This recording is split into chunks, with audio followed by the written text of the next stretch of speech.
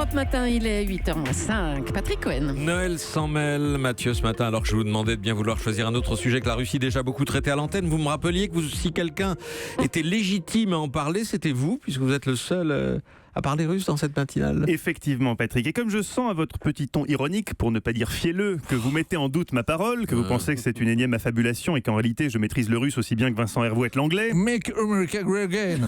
Ce qui serait quand même assez vexant pour moi. Je vais donc vous couper la chic, vous clouer le baba, clouchik babushka comme on dit là-bas. Да, Патрик, я говорю по-русски отлично. Почему? Потому что я изучал русский язык в школе. И тоже потому что я очень люблю русскую литературу, Лермонтов, Пушкин и так далее. Но вижу, что ты не понимаешь.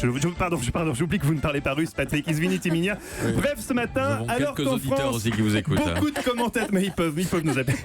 Alors qu'en France, beaucoup de commentateurs s'inquiètent de la réélection écrasante de Poutine, allant même jusqu'à parler d'irrégularité, je vous le dis très sereinement.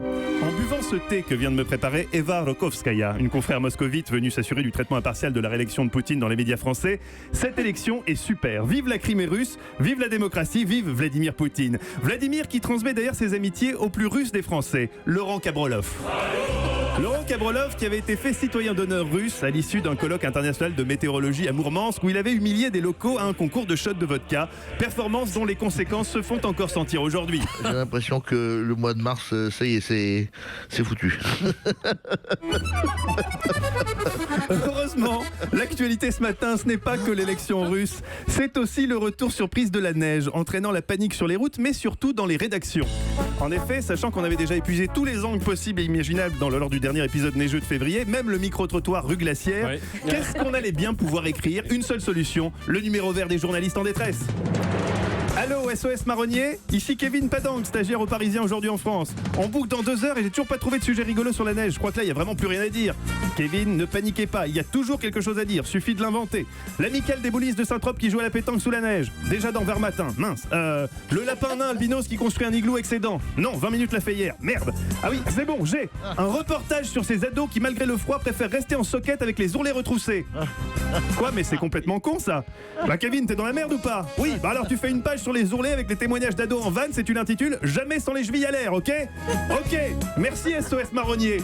Courage à Kevin. Et si jamais le froid devait se maintenir, une idée d'article pour demain. Halte aux idées reçues, non, l'alcool ne protège pas du froid, avec le témoignage de Laurent Kabrolov. Le Chablis me procurait une sensation de chaleur, mais elle était illusoire et en plus je me mettais à imiter le loup à l'antenne. Même 12 et 18 degrés, comme hier. Mais demain, mes amis. Ça vaut toutes les campagnes de prévention, ça. Mathieu Noël, des responsables du Parisien vous attendent à la sortie du studio. Ils ont Avec une envie de vous taper dans les chevilles. Parce que la page existe vraiment ce matin dans le Parisien aujourd'hui en France. Voilà, je Jusqu'à signale. présent, on pouvait croire que c'était une invention, mais Non, ça n'était pas Merci une pour eux, invention. Patrick. Rien ne s'oppose à midi. à quoi ressemblera la banque de demain avec Axel qui fera sa même chronique qu'il a faite ce matin, mais en mieux, parce qu'il aura eu le temps de la préparer. Et qui est Poutine avec Didier François, notre grand reporter. Évidemment.